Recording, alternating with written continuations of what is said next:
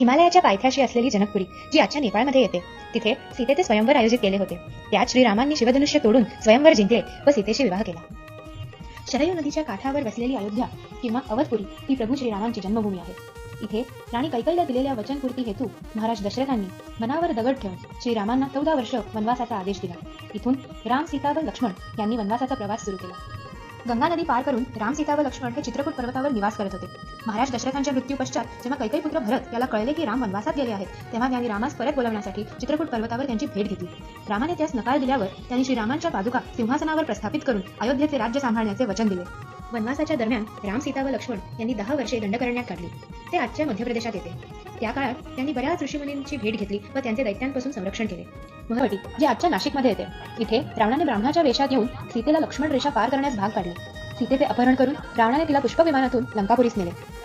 सीतेच्या शोधात निघालेले श्रीराम व लक्ष्मण यांनी रामदुर्ग येथे महान राम भक्त शबरीची भेट घेतली. तिथे निर्मळ मन व भक्तिभाव जाणून तिने अर्पण केलेली उष्टी बोरे देखील श्रीरामांनी आनंदाने स्वीकारली. किष्किंधा नगरीजवळ हनुमानाने ब्राह्मण वेशात येऊन पहिले राम व लक्ष्मणाची परीक्षा घेतली. त्यानंतर श्रीराम व परमभक्त हनुमान यांची भेट झाली. हनुमानांनी श्रीराम व सुग्रीव यांचीही भेट घालून दिली. रावणापासून सीतेचे रक्षण करण्याच्या प्रयत्नात जटायू पक्षीचे पंख कापले गेले व तो घायाळ होऊन जमिनीवर पडला. लेपाक्षी येथे श्रीराम जटायूच्या अंतिम क्षणात त्याला भेटले. रामेश्वरम, इथून सुरू होणाऱ्या राम सेतूचा निर्माण वानर सेनेच्या सहाय्याने झाला. समुद्र देवतेच्या निर्देशानुसार दगडांवर राम लिहून पाण्यात सोडल्यावर ते तरंगू लागले. भारत ते लंका हा जलमार्ग तयार झाला व त्यावरून रामसेना लंकेस पोहोचली. लंकापुरी येथे श्रीराम व रावणाच्या सेनेमध्ये भीषण युद्ध झाले. युद्धात रावणपुत्र मेघनाथ याने सर्पबाणाने लक्ष्मणास मूर्छित केले. लक्ष्मणाचे प्राण वाचवायला हनुमानांनी हिमालयातून संजीवनी बुटी आणली. या युद्धात श्रीरामांनी दशानन रावणाचा वध केला व सीतेस मुक्त केले. या दिवसाला आजही आपण विजयादशमी म्हणजेच दसरा म्हणून साजरा करतो.